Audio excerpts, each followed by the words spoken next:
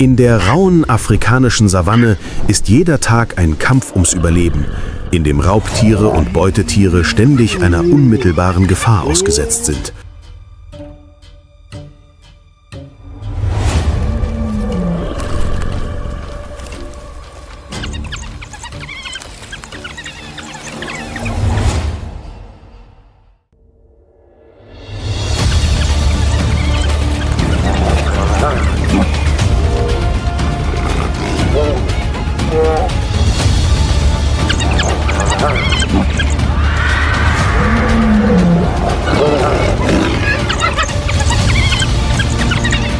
Inmitten dieses Strudels passen sich Hyänen, Wildhunde und Herden von Grasfressern ständig an und schaffen so ein lebendiges und brutales Bild der Natur.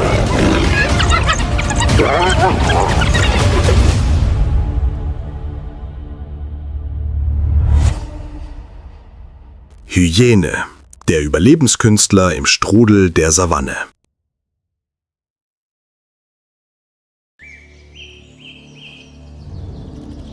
Die Sonne steht direkt über der afrikanischen Savanne. Das Tageslicht legt jede Kontur des trockenen Landes frei, wo das Leben keinen Raum für Fehler lässt. In dieser sengenden Umgebung ist eine hochorganisierte Raubtiergesellschaft still und leise bei der Arbeit.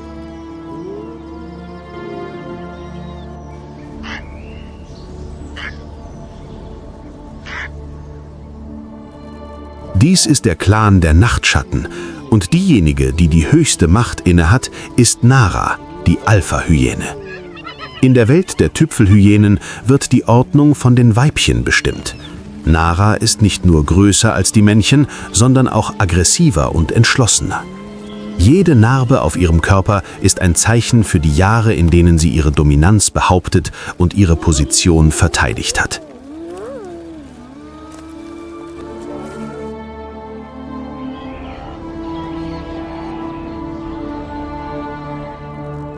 Unter der sengenden Sonne liegen die Mitglieder des Clans verstreut um ihren Ruheplatz herum.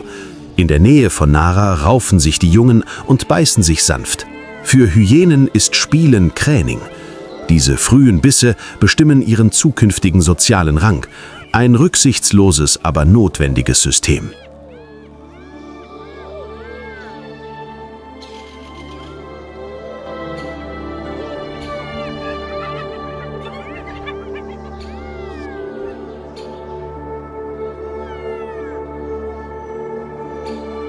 Hyänen werden oft als bloße Aasfresser angesehen, aber das Tageslicht in der Savanne erfällt eine andere Wahrheit. Die meiste Zeit sucht der Clan der Nachtschatten aktiv nach Nahrung und nimmt sie in Besitz.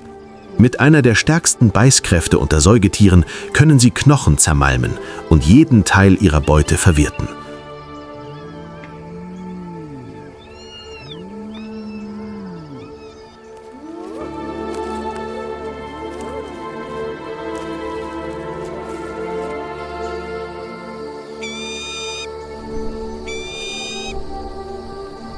Nara erhebt sich. Nur eine kleine Bewegung, doch genug, um den Zustand des gesamten Clans zu verändern. Hyänen kommunizieren über Blickkontakt, Körperhaltung und raue, kehltige Laute. Ein Brüllen ist nicht nötig, der Befehl wurde bereits erteilt.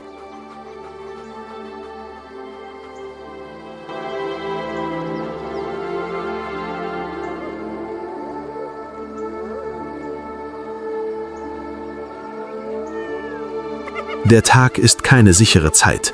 Hohe Temperaturen zehren an den Kräften und Konkurrenten lauern immer nahe. Aber Hyänen besitzen einen seltenen Vorteil: bemerkenswerte Ausdauer. Sie können Chancen über Dutzende von Kilometern hinweg verfolgen und ihre Rivalen unerlässlich verfolgen, bis diese erschöpft sind.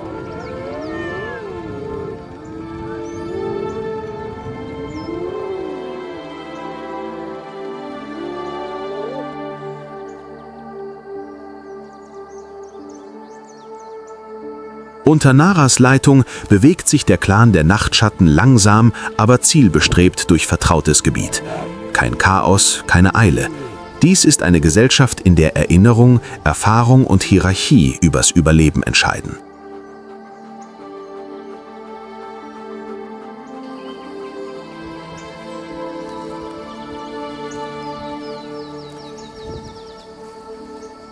Als die Sonne sich langsam nach Westen neigt, breitet sich goldenes Licht über die Savanne. Der Hyänenclan setzt seine Reise fort.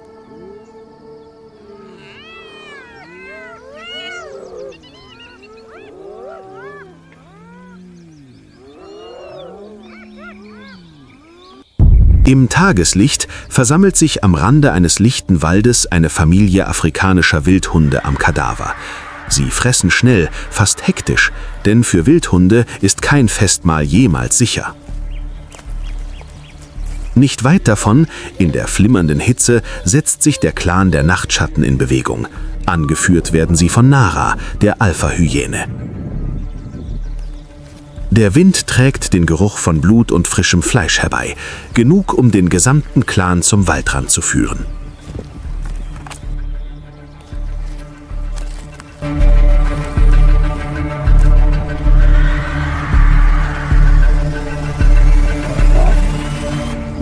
Die Wildhundfamilie spürt sofort die Gefahr.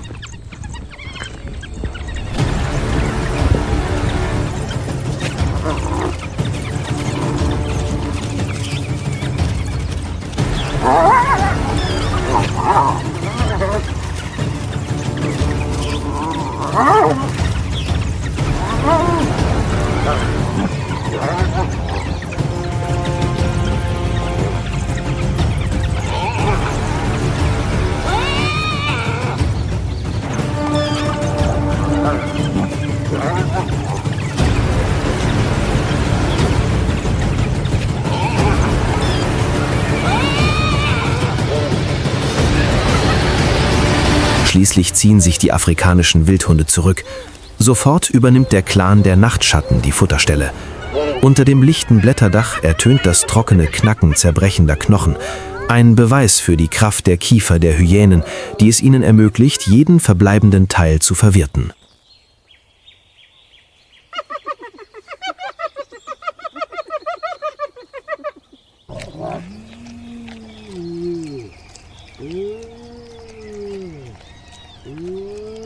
Ohne auf Dunkelheit angewiesen zu sein, ohne sich auf Geschwindigkeit zu verlassen, beweist der Clan der Nachtschatten unter Naras Herrschaft einmal mehr, dass in der afrikanischen Savanne oft derjenige siegt, der am längsten durchhält.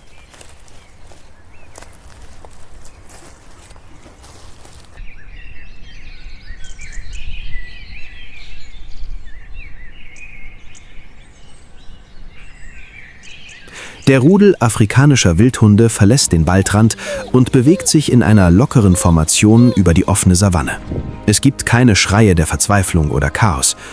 Die jüngste Niederlage ist nichts Ungewöhnliches in ihrem Leben. Für Wildhunde gehört der Verlust einer Beute zum Überleben dazu und nur wer weiterläuft, bleibt am Leben.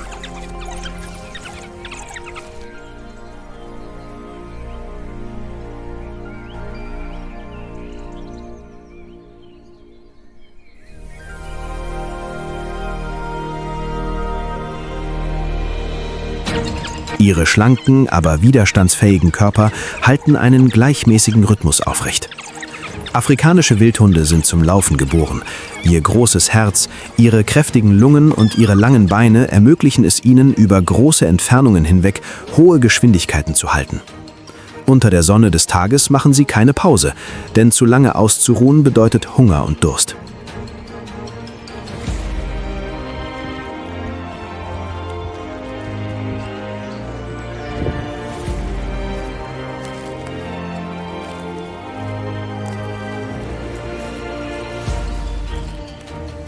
Obwohl sie gerade ihre Mahlzeit verloren haben, bleibt das Rudel in enger Formation. Es handelt sich um eine der sozial geschlossensten Fleischfresserarten, die es gibt. Im Gegensatz zu der brutalen Dominanz, die man bei Hyänen beobachten kann, werden Wildhundrudel von einem Alpha-Paar angeführt, wobei jedes einzelne Tier eine klar definierte Rolle hat. Zusammenarbeit ist ihre größte Stärke.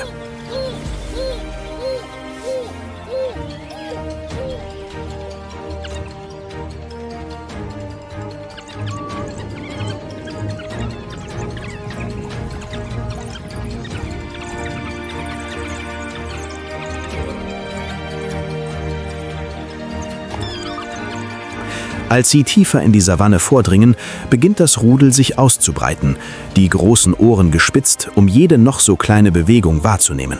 Sie bleiben ständig wachsam. Wildhunde warten nicht auf Gelegenheiten, sie schaffen sie sich durch Ausdauer und perfekte Koordination.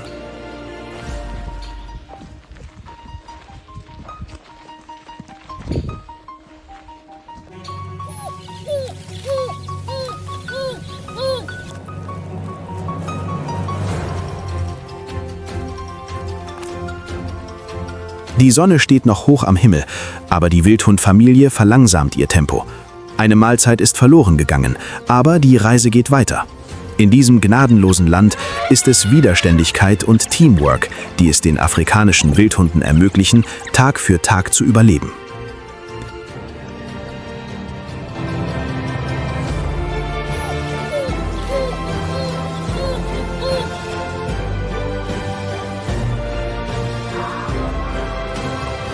Während die Sonne noch hoch am Himmel steht, taucht am Rande der weiten Graslandschaft eine Gruppe von Geparden auf. Es handelt sich um männliche Geparden, Brüder oder Gefährten, die sich zusammengeschlossen haben, um ihre Überlebenschancen in einer hart umkämpften Welt zu erhöhen.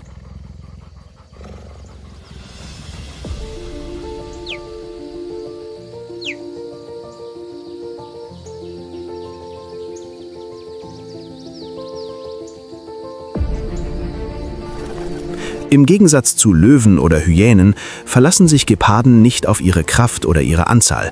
Ihre Waffe ist ihre Geschwindigkeit.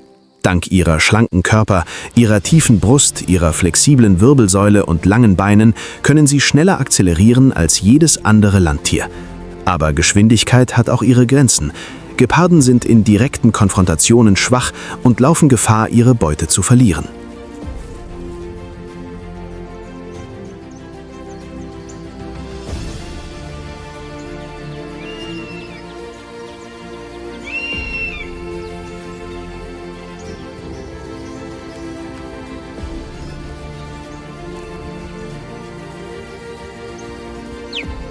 Die Gruppe bewegt sich lautlos und beobachtet eine Herde grasender Tiere im Sonnenlicht. Sie warten geduldig, denn Geparden jagen nur, wenn die Chance auf Erfolg fast sicher ist. Ein junges Tier oder eines, das sich von der Herde entfernt hat, ist das ideale Ziel. Wenn der Moment gekommen ist, stürmt die gesamte Gruppe gleichzeitig vorwärts.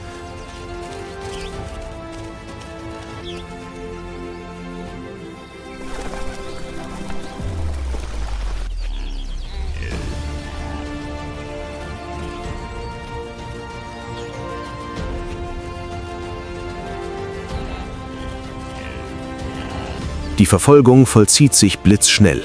Die Beute bricht schnell zusammen, bevor sie eine Chance hat zu entkommen.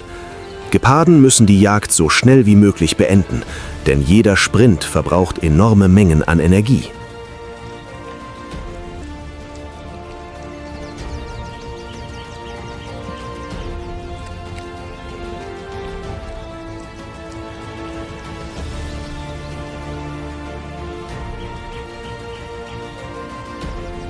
In der Savanne ist ein Kadaver niemals sicher. Hyänen oder Löwen können jeden Moment auftauchen. Für Geparden ist es überlebenswichtig, schnell zu fressen und frühzeitig zu verschwinden.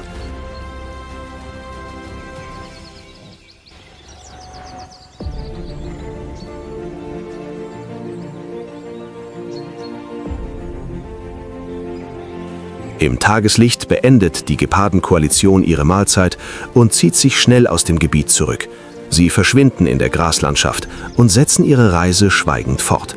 Raubtiere, die sich auf Geschwindigkeit, Präzision und Teamwork verlassen, um in der rauen Welt der afrikanischen Savanne zu überleben.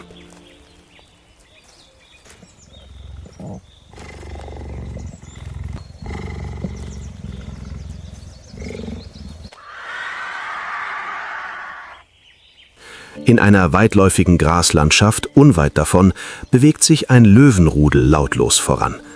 Die erwachsenen Weibchen gehen voran, ihre Körper huschen durch das hohe Gras, während die Männchen mit ihren dichten Mähnen hinterherfolgen, beobachten und Wache halten.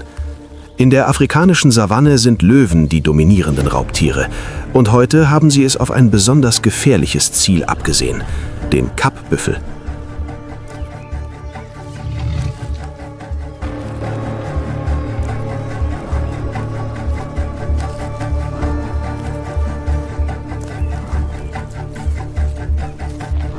Jagdbüffel sind große, kräftige Grasfresser, die immer bereit sind, sich zu wehren.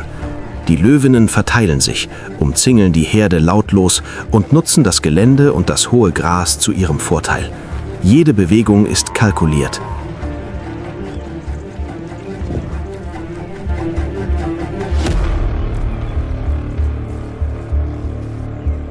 Der Angriff kommt plötzlich.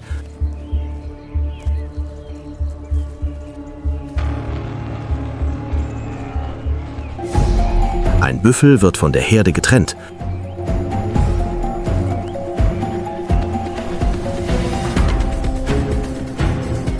Sofort stürzen sich die Löwen aus verschiedenen Richtungen auf ihn.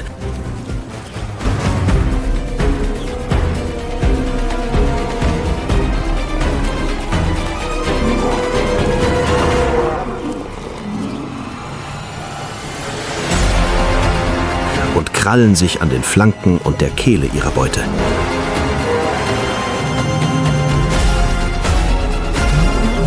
Die Jagd ist erfolgreich.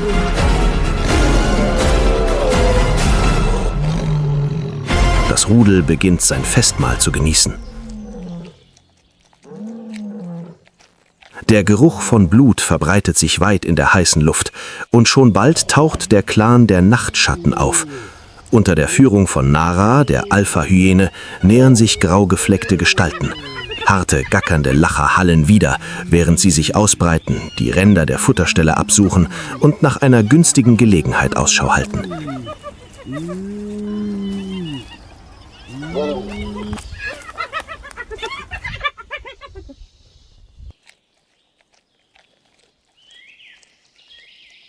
Die Löwen reagieren sofort.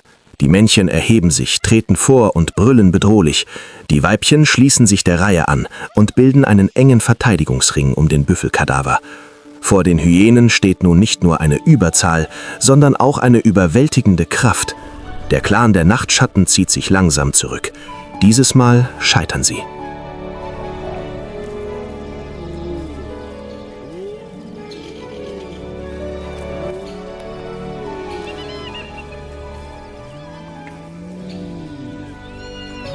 In der afrikanischen Savanne bestätigt jede Jagd und jeder Kampf eine unveränderliche Regel. Stärke und Koordination entscheiden darüber, wer letztendlich den Preis behält.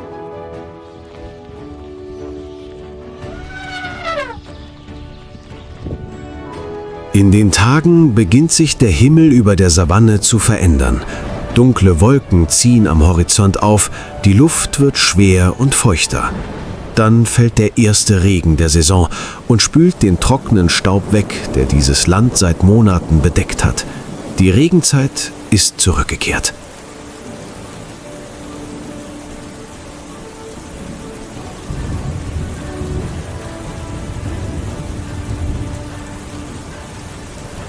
Das Regenwasser versickert schnell in der ausgedörrten Erde. Innerhalb weniger Tage weicht das vertraute Braun-Grau der Savanne frischem Grün. Das Gras wächst dicht und weich, Sträucher erwachen zu neuem Leben und temporäre Bäche tauchen wieder auf. Für viele Arten ist dies nicht nur eine Wetteränderung, sondern das Signal für einen neuen Lebenszyklus.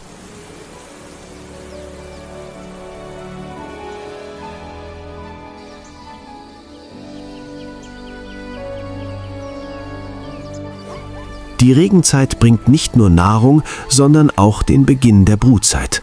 Neues Leben wird dieses Land überfluten. Im endlosen Kreislauf der Natur beweist die afrikanische Savanne einmal mehr, dass auf Not Erneuerung folgt und dass nach jeder schweißtreibenden Jagd ein neuer Anfang steht.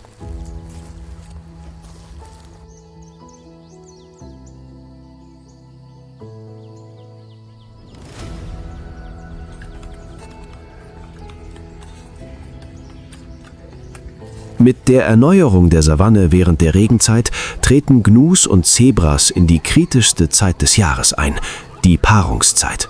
Da frisches Gras dicht wächst und Wasser reichlich vorhanden ist dies die seltene Zeit, in der Neugeborene die höchsten Überlebenschancen haben.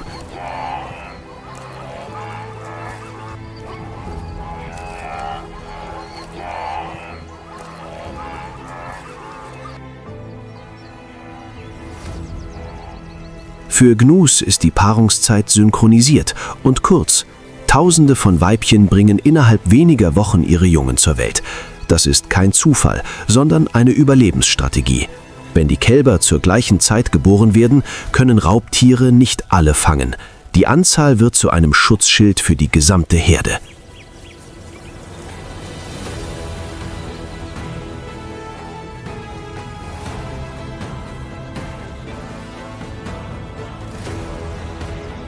Neugeborene Gnus werden auf nassem Gras geboren, zittern noch, müssen aber innerhalb weniger Minuten aufstehen.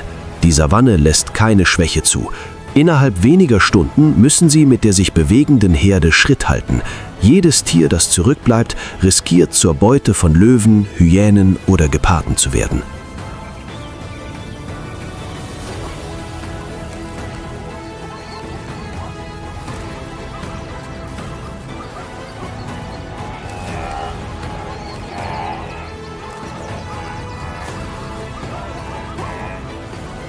Auch Zebras wählen die Regenzeit für die Geburt ihrer Jungen, allerdings auf andere Weise.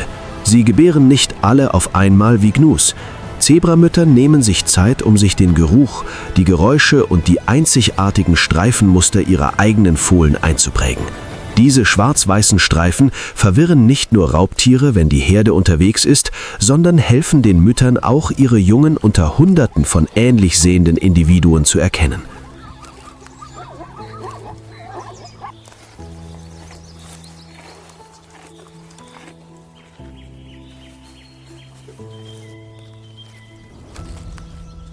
Allerdings stehen auch Zebrafohlen vor unzähligen Herausforderungen. Sie müssen in sehr kurzer Zeit lernen, fest zu stehen, schnell zu laufen und mit der Herde Schritt zu halten. Die Paarungszeit ist auch die geschäftigste Jagdsaison. Raubtiere versammeln sich um grasende Herden und warten auf Gelegenheiten unter den Wachen und Jungen. Ein einziger Moment der Trennung kann zum Tod führen.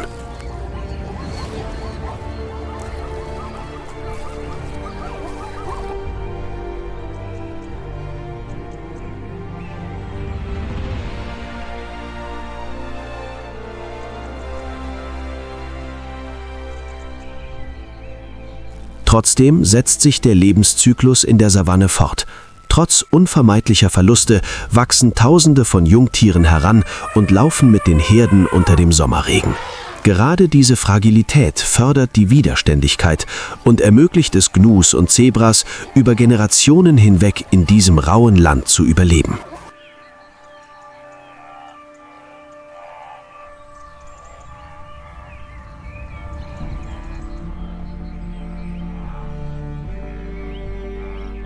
Wenn die Regenzeit die Savanne grün werden lässt, beginnt für das Rudel afrikanischer Wildhunde die wichtigste Zeit des Jahres, die Paarungszeit. Im Gegensatz zu vielen anderen Raubtieren gebären Wildhunde nicht einfach irgendwo. Sie wählen alte Höhlen, oft verlassene Erdferkel oder Dachsbaue, die abgeschieden genug sind, um die nächste Generation zu schützen.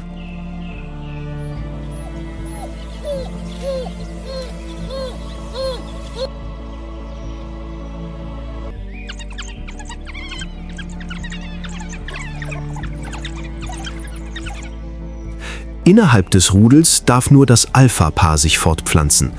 Diese Kontrolle stellt sicher, dass die begrenzten Nahrungsressourcen auf einen einzigen Wurf konzentriert werden, wodurch die Überlebenschancen maximiert werden. Wenn die Mutter ihre Jungen zur Welt bringt, bleibt sie viele Wochen lang in der Höhle und verlässt diese kaum. Die gesamte Last der Jagd fällt dann auf die übrigen Rudelmitglieder.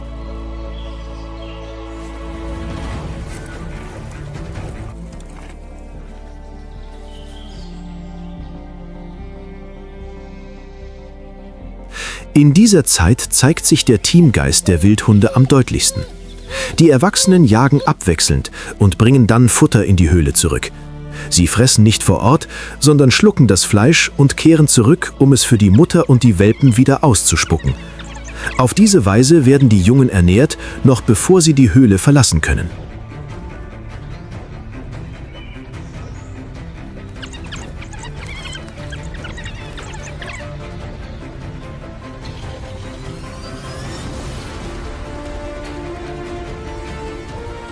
Die Paarungszeit birgt jedoch auch Gefahren.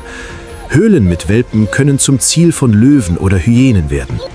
Aus diesem Grund sind die erwachsenen Mitglieder stets auf der Hut und bereit, Alarm zu schlagen, wenn Gefahr droht. Wenn sie entdeckt werden, kann das gesamte Rudel gezwungen sein, die Höhle zu verlassen und die noch extrem gefährdeten Welpen mitzunehmen.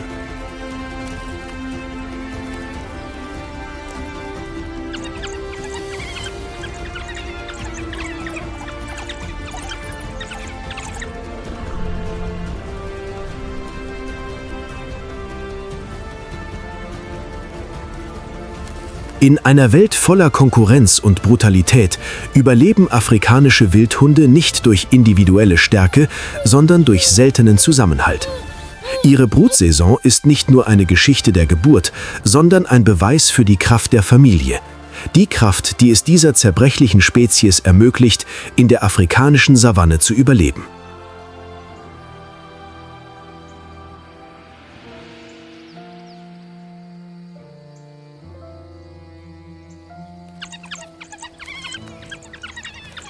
Wenn der Regen allmählich nachlässt, setzt sich der endlose Kreislauf der afrikanischen Savanne fort. Erfolgreiche Jagden, erbitterte Kämpfe, bittere Niederlagen und die fragile Geburt neuer Generationen. All dies verwebt sich zu einem Gesamtbild des Lebens und Überlebens. Kein Sieg währt ewig und keine Art existiert isoliert vom Rest des Ökosystems.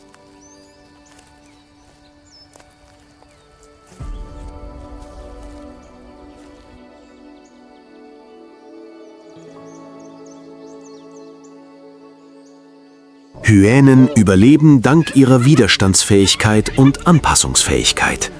Wildhunde überleben dank ihrer Einheit und ihrer Bereitschaft zum Teilen. Löwen behaupten ihren Status durch Stärke und Stolz sowie Disziplin. Gnus und Zebras vermehren sich weiterhin durch eine Strategie der zahlenmäßigen Überlegenheit und ständiger Wachsamkeit.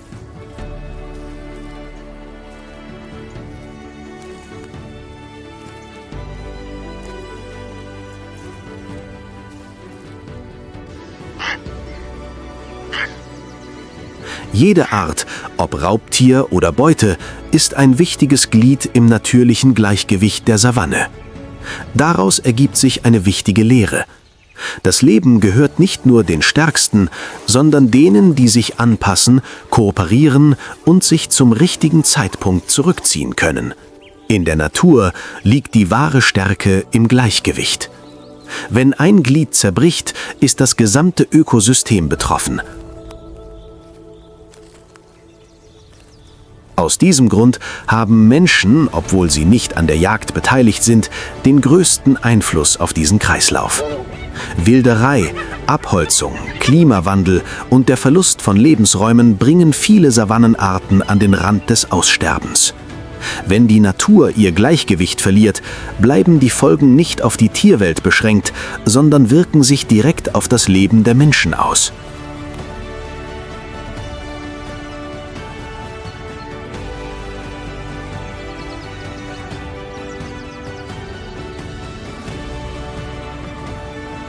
Beim Schutz der Umwelt geht es nicht nur darum, eine einzelne Art oder ein fernes Land zu retten, sondern darum, die Ordnung des Überlebens zu bewahren, die die Erde über Millionen von Jahren hinweg geprägt hat.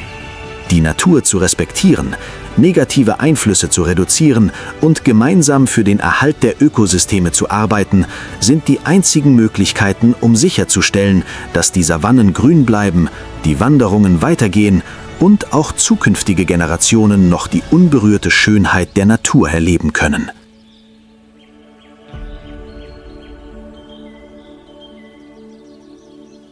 Denn wenn die Natur geschützt wird, kann das Leben in allen Formen weiter bestehen und gedeihen.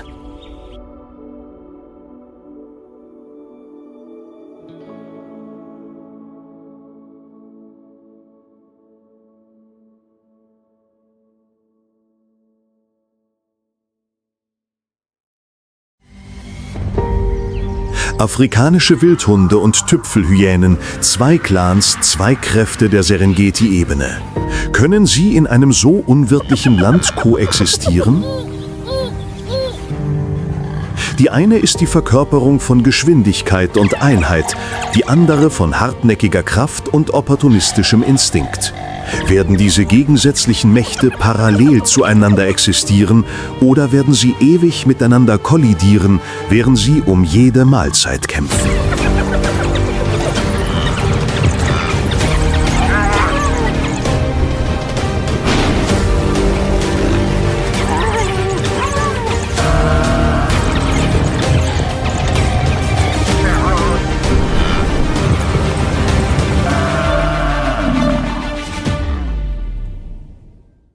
Afrikanische Wildhunde und Hyänen.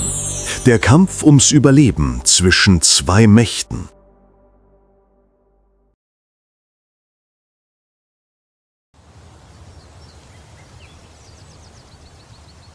Die Morgendämmerung legt sich wie ein dünnes rotes Seidentuch über die Serengeti.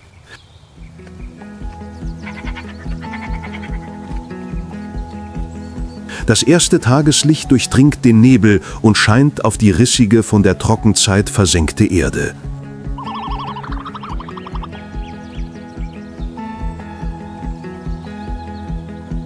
In diesem sanften Schein erwacht die Herde der afrikanischen Wildhunde des Dusky Wind Clan langsam nach einer ruhigen Nacht.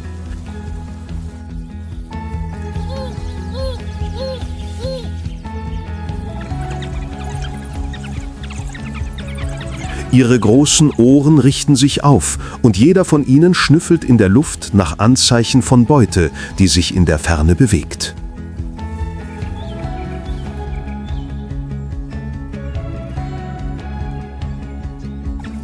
Afrikanische Wildhunde gehören zu den geselligsten Raubtieren.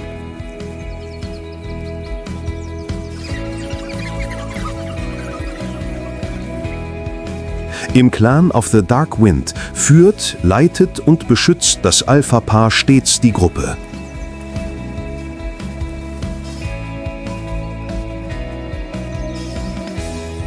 Ihr gelb, schwarz und weiß geflecktes Fell ist für jedes Individuum einzigartig, wie eine Signatur der Natur, die jedem Mitglied eingeprägt ist.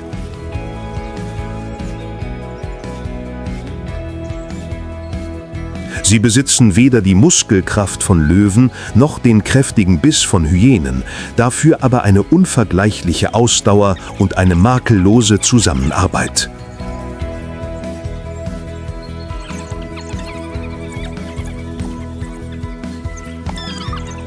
Sobald die Meute ihr Ziel ins Visier genommen hat, entkommt nur wenig Beute.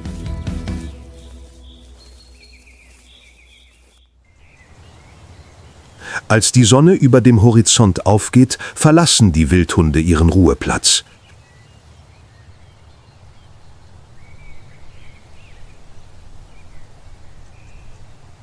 In der Ferne erstreckt sich eine Herde Gnus in einer endlosen, sich bewegenden Reihe.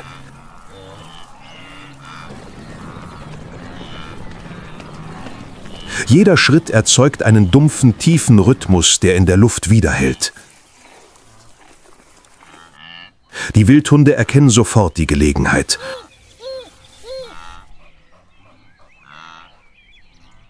Ein junges Gnu, das noch unsicher auf den Beinen ist, könnte das ideale Ziel sein.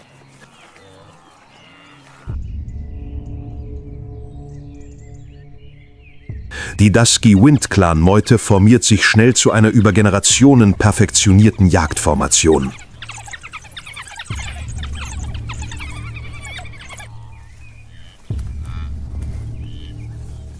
Die jungen, schnellen Mitglieder rennen an den Flanken entlang, um die Beute in eine Richtung zu treiben, während das Alpha-Paar die Führung übernimmt und die gesamte Kraft der Meute auf das schwächste Individuum konzentriert.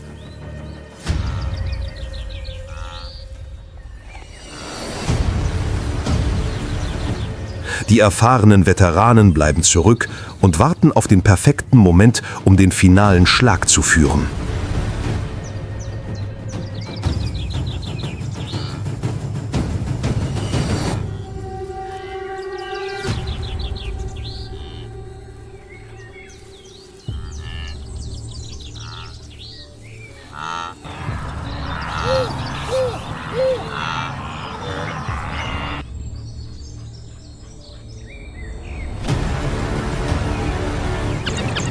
Die gesamte Erde stürzt sich wie lebende Pfeile vorwärts und wirbelt mit jedem Schritt, der auf den harten Boden trifft, Staubwolken auf.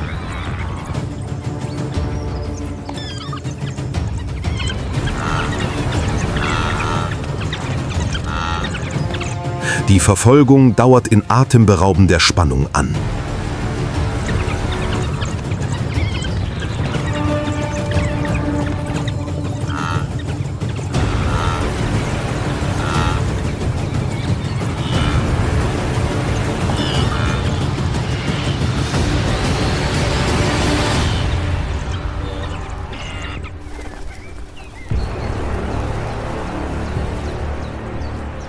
Schließlich bricht das junge Gnu unter der unerlässlichen Verfolgung zusammen.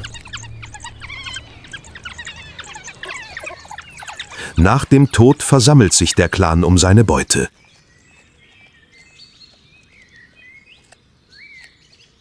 Sie fressen in geordneter Weise, gemäß den Regeln der Herde, beginnend mit dem Alpha-Paar und dann dem Rest.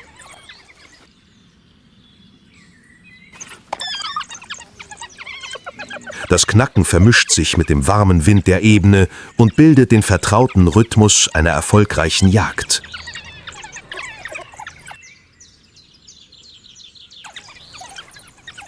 Wenn die Sonne ihren höchsten Stand erreicht, ist die Hitze so intensiv, dass der Boden in glühenden Wellen zu zittern scheint.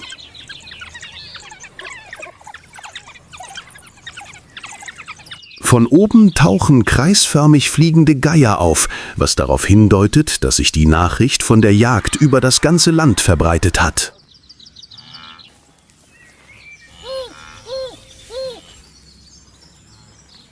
Aber für den Clan der dunklen Winde ist das nur der Beginn eines langen Tages in diesem unerbittlichen Gelände.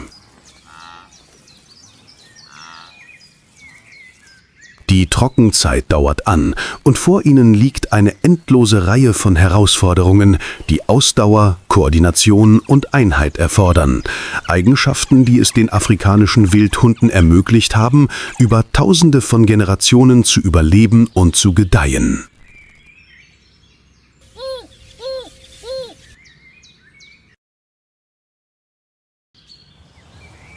Die Paarungszeit kommt mit den warmen Winden des Sonnenuntergangs.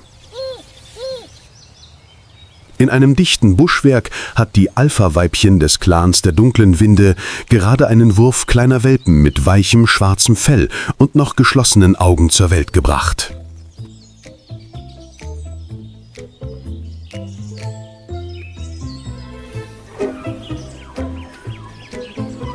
Ihr Bau ist tief gegraben, sicher genug, um sie vor Raubtieren und der sengenden Hitze der Ebenen zu schützen.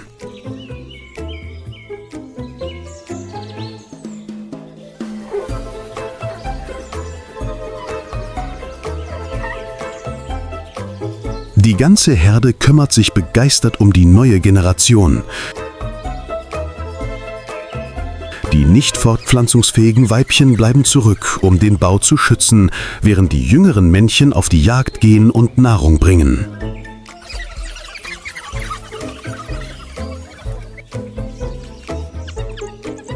Alle Mitglieder verstehen, dass die Welpen die Zukunft der Herde sind und stellen die Sicherheit der Kleinen über alles andere.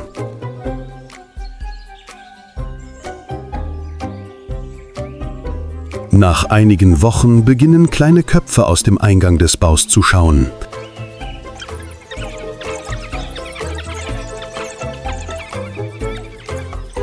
Die Welpen machen ihre ersten Schritte in der Welt mit ihren ungeschickten Beinchen und laufen unter den geduldigen Blicken der Erwachsenen ihre ersten Runden.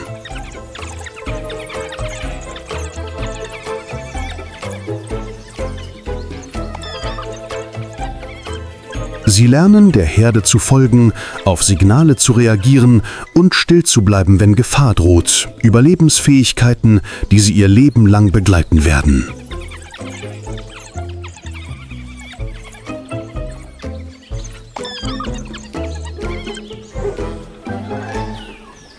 Am Abend führen die Erwachsenen die Welpen etwas weiter weg, um das Laufen zu üben und sie an das Tempo der Herde zu gewöhnen.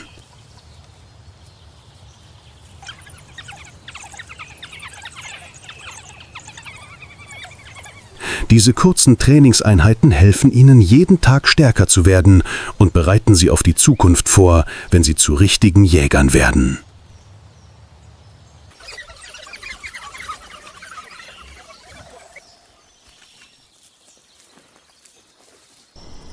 Als die Nacht hereinbricht, bildet der gesamte Clan einen schützenden Kreis um die Welpen.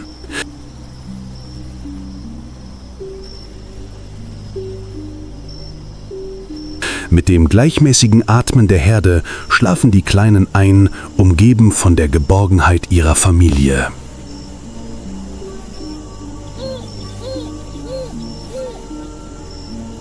So hart die Ebene auch sein mag, sie bietet dennoch warme Momente, in denen das Leben dank der Einheit des Clans der dunklen Winde erhalten bleibt.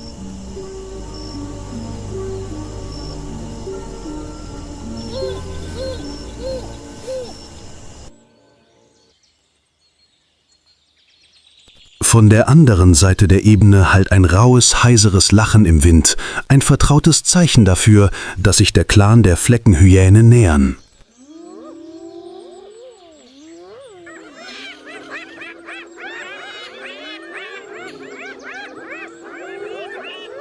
Sie bewegen sich in einer Gruppe, mit dem Kopf gesenkt, ihre gelben Augen scannen mit instinktiver Wachsamkeit alles um sie herum.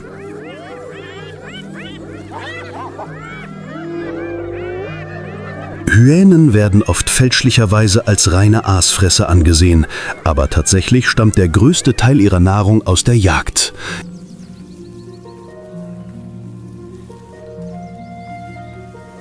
Ihre kräftigen Kiefer können große Bäumen zermalmen, sodass sie alle Teile von Kadavern verwerten können, die andere Raubtiere zurücklassen.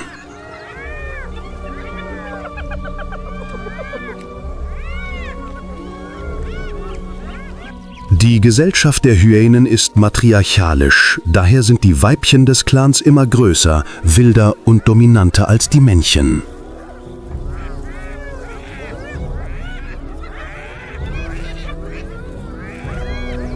Sie bewegen sich gemächlich und halten stets Ausschau nach Gelegenheiten, die sich in der Ferne bieten.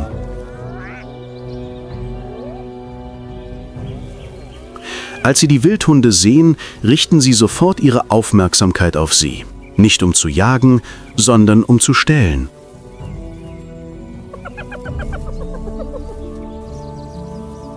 Das ist eine übliche Strategie dieser Spezies. Mit ihrer überlegenen körperlichen Stärke und ihrer unverhohlenen Aggressivität versuchen Hyänen oft kleinere Raubtiere durch ihre Anzahl oder ihre Wildheit zu überwältigen.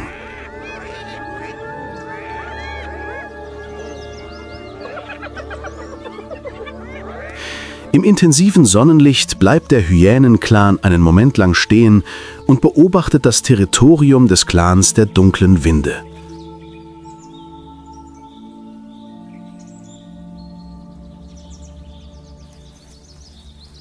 Sie greifen nicht sofort an, aber ihr charakteristisches Lachen hallt weiter nach, eine Erinnerung daran, dass sie immer präsent sind und immer auf die Gelegenheit warten, sich an jeder Mahlzeit auf den Ebenen zu bereichern.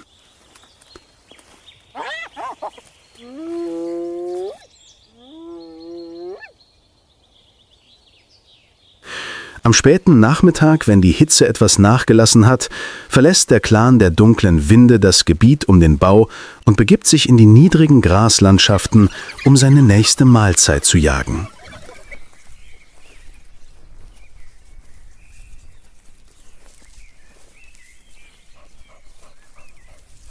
Diesmal haben sie es auf eine Herde Impalas abgesehen, die in der Nähe einiger spärlicher Akazienbüsche grast.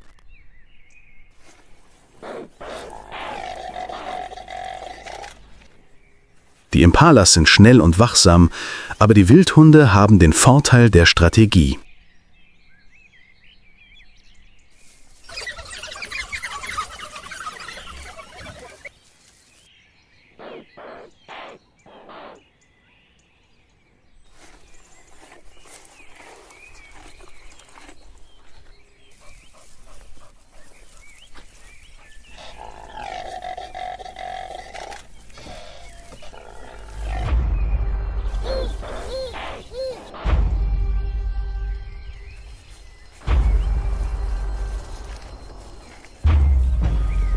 Mit nur wenigen Blicken teilen sie sich in 2 Richtungen auf und bilden so eine unsichtbare Falle.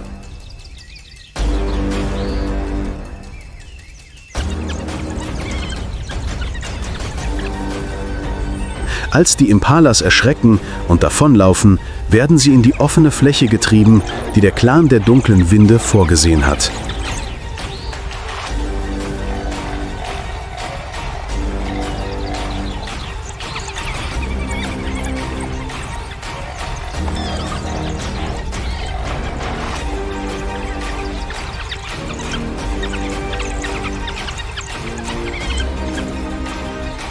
Ein junges Impala verliert den Anschluss und wird schnell von der Meute umzingelt.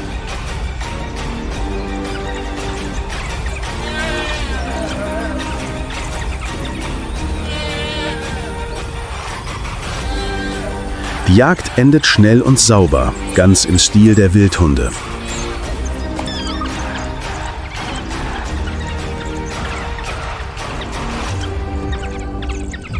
Doch bevor sie lange fressen können, ertönt das vertraute, raue Lachen.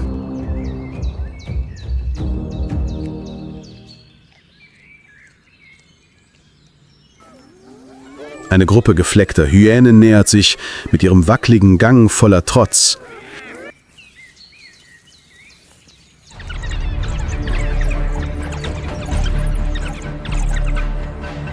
Sie wollen ihre Überzahl und Aggressivität nutzen, um die Beute zu stehlen, wie sie es oft tun. Der Clan der dunklen Winde verstärkte sofort seine Formation um den Kadaver des Impalas.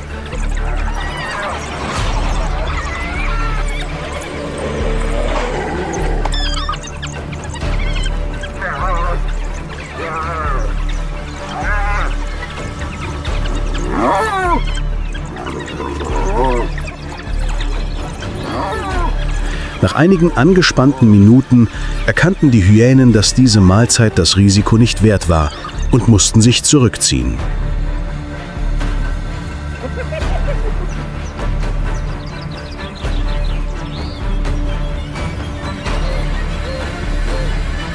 Sie gaben jedoch nicht auf und richteten ihren Blick auf eine nicht weit entfernte Grasfläche, wo eine Herde Gnus vorbeizog und ein Jungtier sich etwas von der Gruppe entfernt hatte.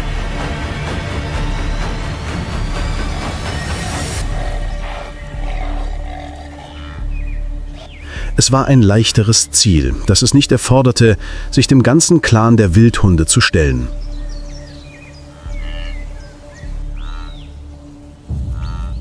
Getreu ihrer opportunistischen Natur änderte die Hyänenrudel sofort ihre Richtung und machte sich im Abendlicht zu ihrer neuen Beute.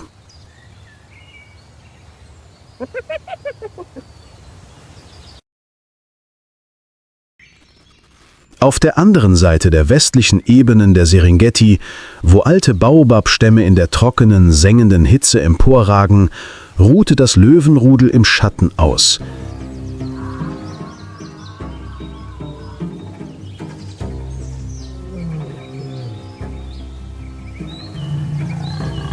Die dichten goldenen Mähnen der erwachsenen Männchen wehten im Wind, während die Löwinnen verstreut um sie herumlagen und mit zusammengekniffenen Augen, aber stets wachsam die Savanne beobachteten.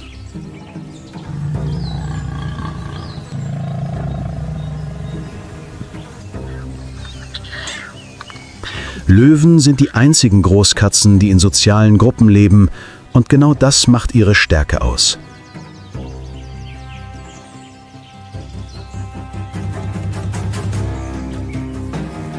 Das Löwenrudel besteht aus mehreren miteinander verwandten Löwinnen, einem dominanten Männchen und heranwachsenden Jungen.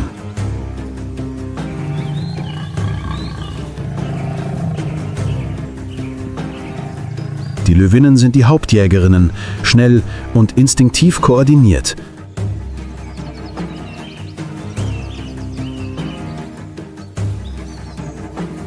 Das Männchen mit seiner dichten Mähne, die seinen Hals schützt, übernimmt die Aufgabe, das Rudel vor rivalischen Raubtieren oder streunenden Männchen zu schützen.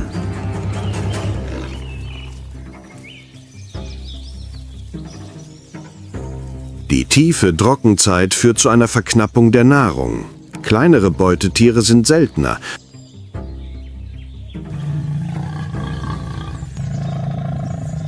Sodass die Löwenrudel ihr Augenmerk auf ein schwieriges Ziel richten müssen: die Herde von Kappbüffeln, die wilden Riesen der Ebenen. Schwer und kräftig mit scharfen, axtartigen Hörnern.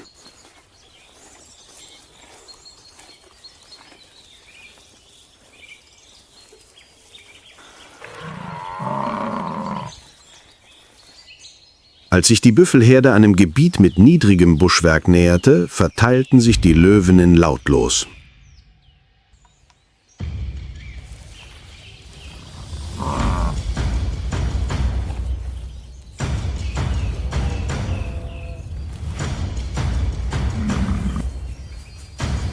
Sie versteckten sich hinter dem goldenen Gras, ihre Schritte so leise wie Schatten.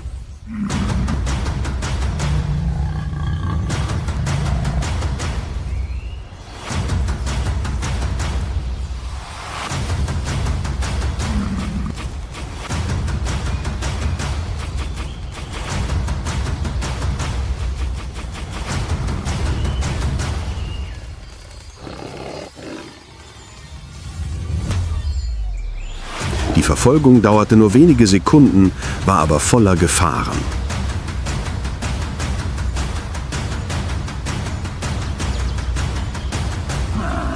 Eine Büffelkuh drehte sich um ihr Kalb zu retten und stürmte mit solcher Wucht nach vorn, dass sie eine Staubwolke aufwirbelte.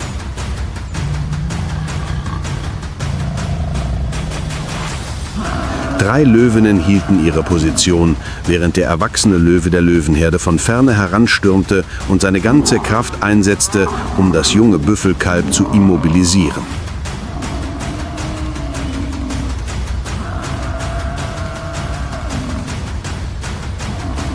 Nach einem heftigen Kampf brach das Kalb unter den brüllenden Jägern zusammen.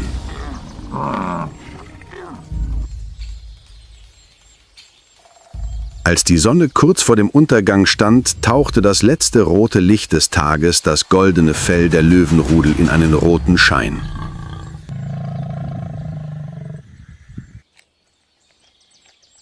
Sie begannen zu fressen, während sich der Rest der Büffelherde still zurückzog.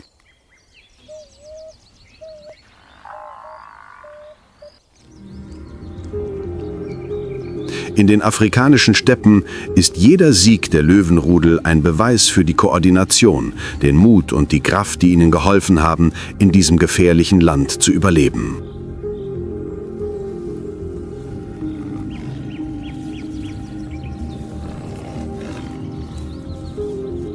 Als die Löwenherde den Kadaver des Büffels verließ, erschienen sofort dunkle Kreise von Geiern am Himmel.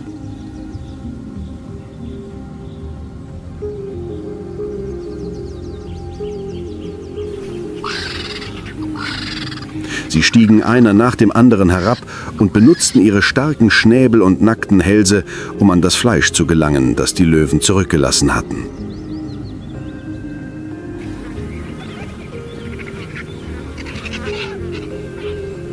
Innerhalb von Sekunden war der Rest des Körpers fast vollständig abgetragen. Unter ihnen näherten sich einige Marabus, die langsam aber sicher voranschritten.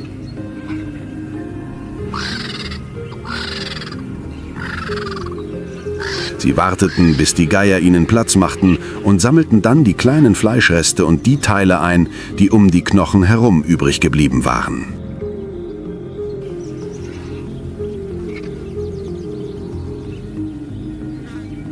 Obwohl sie nicht auffallen, sind es sie, die das letzte Festmahl der Ebenen vervollständigen.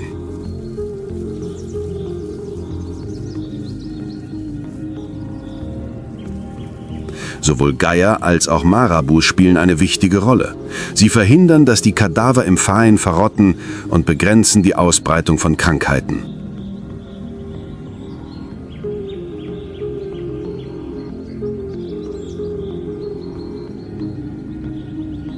Dank ihnen wird die Serengeti nach jeder Jagd auf natürliche Weise gereinigt, sodass der Kreislauf des Lebens in dieser wilden Gegend reibungslos weitergehen kann.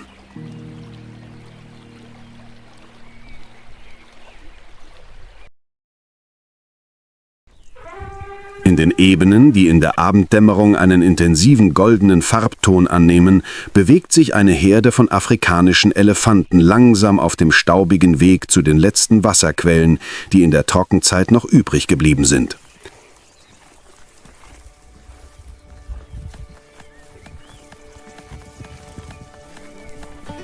An der Spitze der Herde läuft immer das älteste Weibchen, das die Erinnerungen an die alten Wasserstellen und die sichersten Routen für die Herde bewahrt.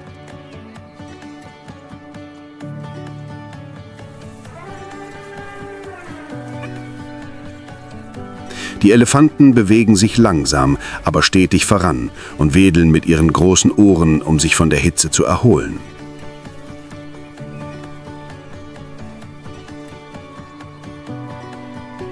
Die Jungtiere laufen innerhalb des schützenden Kreises der Herde und heben gelegentlich ihre Rüsseln, um mit Grasbüscheln zu spielen.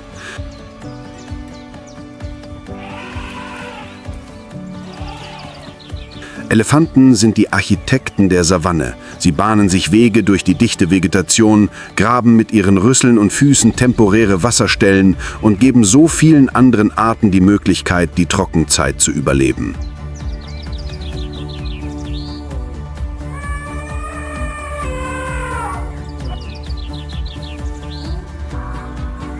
Um die Elefantenherde herum fraßen mehrere Giraffen ruhig Akazienblätter hoch oben in den Baumkronen, wo keine andere Tierart hinkommt.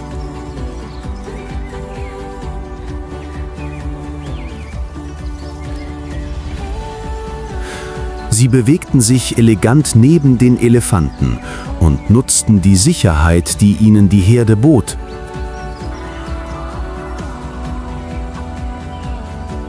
Ihre langen Hälse helfen ihnen weit zu sehen und Raubtiere zu entdecken, die sich im goldenen Gras verstecken, bevor die Gefahr näher kommt.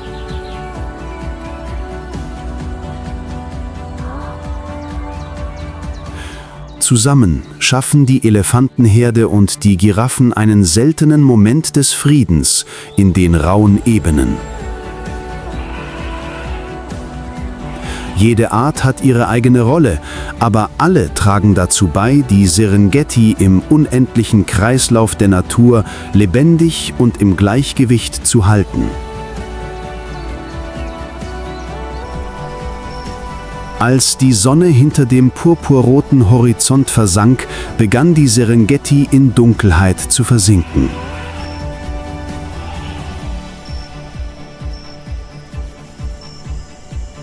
Der Nachtwind brachte eine leichte Kühle mit sich und verlängerte die Stille, bevor die Welt der nachtaktiven Jäger erwachte.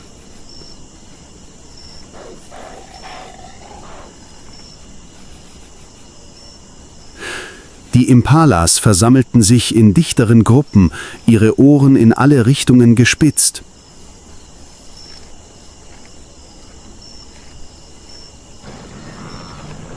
Die Gnus lagen verstreut und schreckten gelegentlich beim leisesten Rascheln im Gras auf.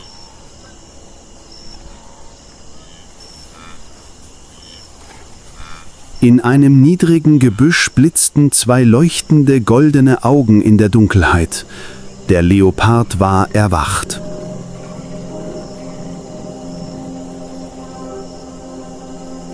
Im Gegensatz zum Lärm des Tages bewegte sich der Leopard lautlos, fast geräuschlos.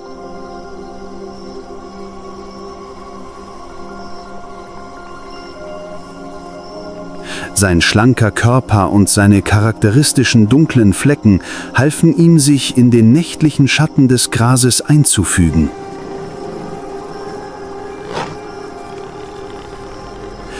Es war sein idealer Moment, in dem große Feinde wie Löwen oder Hyänen wenig Aufmerksamkeit schenkten.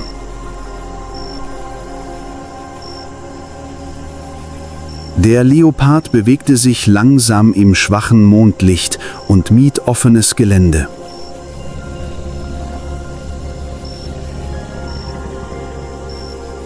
Er jagte nicht mit der unerbittlichen Verfolgung von Wildhunden oder der überwältigenden Kraft von Löwen, sondern setzte auf Überraschung. Sobald er nah genug herangekommen war, reichte ein explosiver Sprung, um seine Beute zu erlegen.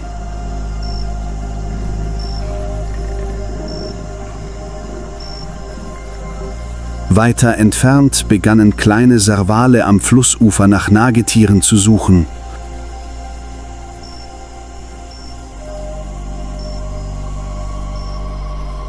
Uhus flogen so leise wie Schatten und schwebten hoch oben auf der Suche nach kleinen Bewegungen im Gras.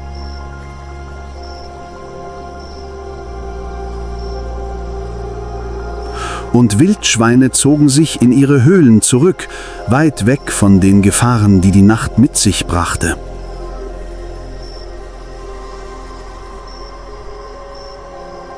In den völlig dunklen Ebenen vermischte sich nur das Summen der Insekten mit den leisen Schritten des lauernden Leoparden.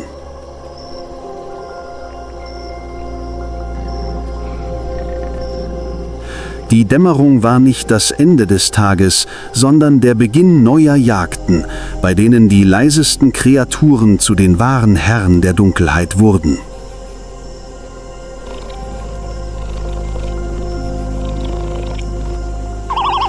Ein Tag in der Serengeti neigte sich zum Ende zu und brachte Geschichten über das Überleben, die Einheit und den unendlichen Kreislauf des Lebens in der Natur mit sich.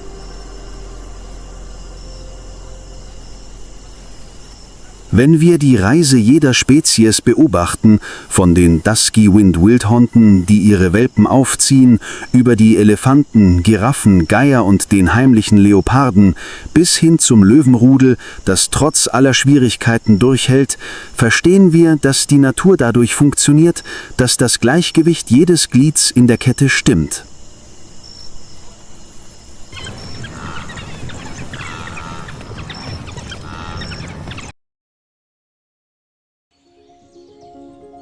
Die wichtigste Lektion, die uns die Steppe lehrt, ist der Wert der Einheit und die Rolle jedes Einzelnen innerhalb einer Gruppe.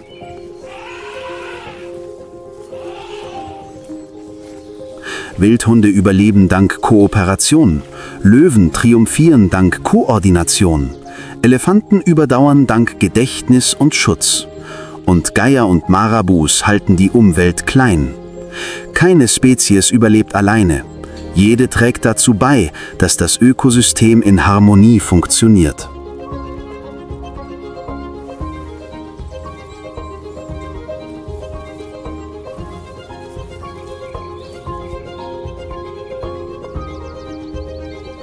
Wir Menschen sind genauso. So stark wir auch sein mögen, wir brauchen dennoch andere, um eine nachhaltige Gesellschaft aufzubauen. Teilen, kooperieren, die Natur respektieren und die Rolle jedes Einzelnen verstehen, das sind die Schlüssel, damit das Leben reibungslos weiterläuft.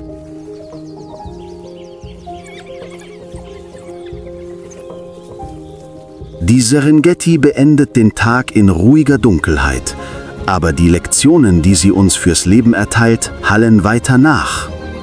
Lebe freundlich, pflege deine Beziehungen und schütze die Umwelt, denn wir sind nur ein kleiner Teil dieser weiten Welt.